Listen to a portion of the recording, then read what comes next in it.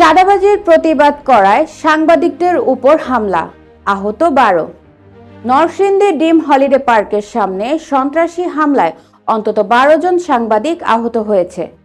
আহতদের মধ্যে 6 জনের অবস্থা গুরুতর বলে জানা গেছে।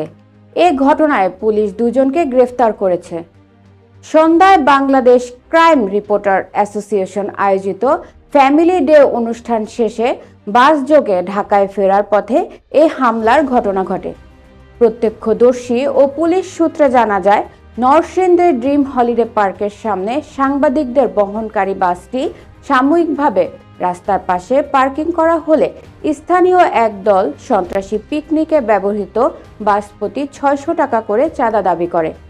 সাংবাদিকরা এতে আপত্তি জানালে প্রথমে বাকবিতণ্ড এবং পরে সংঘর্ষ সৃষ্টি হয়।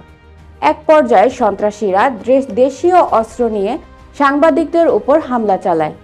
হামলায় সাংবাদিক সাখাওয়াত কাউসার, এস.এম. ফয়েজ, শহীদুল ইসলাম শাহেদ, মহসিন কবির সহ একাধিক সাংবাদিক এবং স্ক্রাবের স্টাফ লাল আহত হন। গুরুতর আহতদের দ্রুত নরসিংদী সদর হাসপাতালে ভর্তি করা হয়। নরসিংদী পুলিশ সুপার মোহাম্মদ আবদুল্লাহ আল ফারুক জানান, ঘটনার খবর পেয়ে দ্রুত ঘটনাস্থলে পৌঁছে যায়। 2 জনকে আটক করে থানায় নেওয়া হয়। হামলার সঙ্গে জড়িত অন্যদের শনাক্ত করে গ্রেফতারের চেষ্টা চলছে। এ ঘটনার তীব্র নিন্দা জানিয়ে স্ক্রাবের কার্যনির্বাহী কমিটি সাংগঠনিক সভাপতি মির্জা মেহেদী তমাল ও সাধারণ সম্পাদক এম.এস. বাদশাহ এক যুক্ত বিবৃতিতে ঘটনার সঙ্গে জড়িত সন্ত্রাসীদের অবিলম্বে গ্রেফতারের দাবি জানান। একই সঙ্গে সংগঠনের পক্ষ থেকে মাধব থানায় একটি মামলা দায়ের করা হয়েছে।